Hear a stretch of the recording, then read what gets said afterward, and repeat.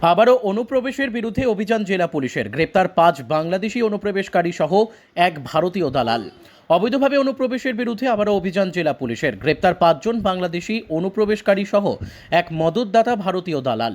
Police সূত্রে জানা যায়, ভারতীয় দালাল চক্রের মধ্যে দিয়ে ওই বাংলাদেশি অনুপ্রবেশকারীরা অবৈধভাবে ভারতের ভূখণ্ডে প্রবেশ করে। এরপর ভারতের পশ্চিম দিকে যাওয়ার পরিকল্পনা করলে নদিয়ার ধানতলা থানা পুলিশের একটি বিশেষ টিম শুরু করে অভিযান। এরপরেই ওই ৫ বাংলাদেশি সহ এক ভারতীয় দালালকে গ্রেপ্তার করে পুলিশ।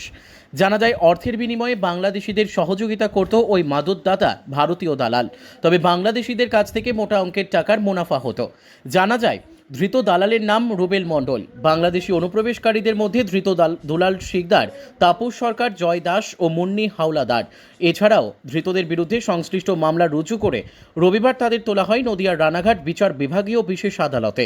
সম্প্রতি এই একইভাবে অভিযান চালিয়ে প্রায় ৩০০-র বেশি বাংলাদেশি অনুপ্রবেশকারী ইতিমধ্যে গ্রেপ্তার হয়েছে জেলা পুলিশের কাছে। যতদিন যাচ্ছে ততই সংখ্যাটাও যেন বাড়ছে।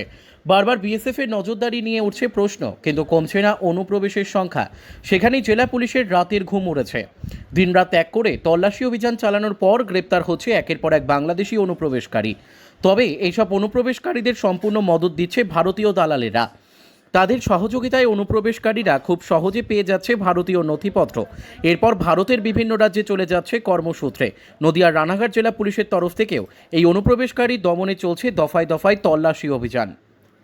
নদিয়ার করিমপুর থেকে অর্ধেন্দু মালাকারের report, crime press, Bengal news.